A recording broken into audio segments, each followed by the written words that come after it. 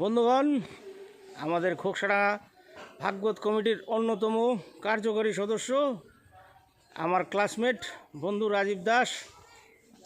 রাজীব দা বলেন। আজকে তো প্রথম দিন। হ্যাঁ, আজকে থেকে কয় দিনের অনুষ্ঠান আপনাদের? 7 দিন ব্যাপী ভাগবত পাঠ হবে। তারপরে আমাদের 4 দিন নাম কীর্তন হবে। 7, 4, 11। তারপরের দিন আমাদের মহাভোগ। তার মানে তো 12 দিন। 12 দিন। ওরে বাবা, বিশাল ব্যাপার তো। আমাদের এই 12 দিনের ডেলি আমাদের কি বলবো, এটা প্রসাদের ব্যবস্থা করা আছে সবার জন্য। আচ্ছা আচ্ছা, সবাই আসতে পারবে আমাদের এখানে প্রসাদ গ্রহণ করার জন্য, অনুষ্ঠান শুনবে, ভাগবত পাঠ শ্রবণ করবে এবং আমাদের এখান থেকে প্রসাদ নেবে। কোনো অসুবিধা নেই, থাকা খাওয়ার কোনো অসুবিধা নেই, তারা থাকতেও পারবে প্যান্ডেলের ভিতরে, কোনো অসুবিধা নেই।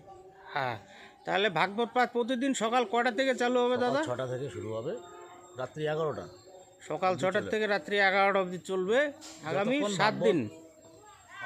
গ্রন্থ সমাপ্ত না হবে ততক্ষণ তো চলবেই।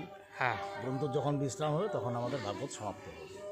আপনাদের এই প্রোগ্রামের প্রতি বছরের ন্যায় এই বছরও সুস্থ স্বাভাবিকভাবে হোক, সবাই ভাগবত পাঠ শ্রবণ করে আমরাও ধন্য হই, আপনারাও আমাদের সাথে থাকেন প্রতি বছরের ন্যায়। আমাদের এবং সবথেকে গর্বের বিষয়, আমাদের মাঝখানে আসতেছে আমাদের যে আকাঙ্ক্ষিত গুরুদেব হিরণ্ময় গোস্বামী মহারাজ, তিনি বৃন্দাবন থেকে আসতেছে আমাদের এই ঘোকসাডাঙ্গায়।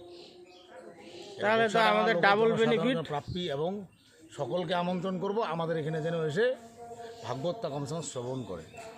হ্যাঁ, আমরা শুরুর দিকে দেখতাম প্রভু হিরণ্ময় গোস্বামী 2-3 বার এসে আমাদের ভাগবত পাঠ শ্রবণ করিয়ে গেছেন। এবছর আসছেন, খুবই আনন্দের বিষয়। তাহলে ওই কথাই রইল, রাধে রাধে। বাকি আলাপ একদম ভাগবত কালী মন্দির প্রাঙ্গণে। ধন্যবাদ দাদা। ধন্যবাদ।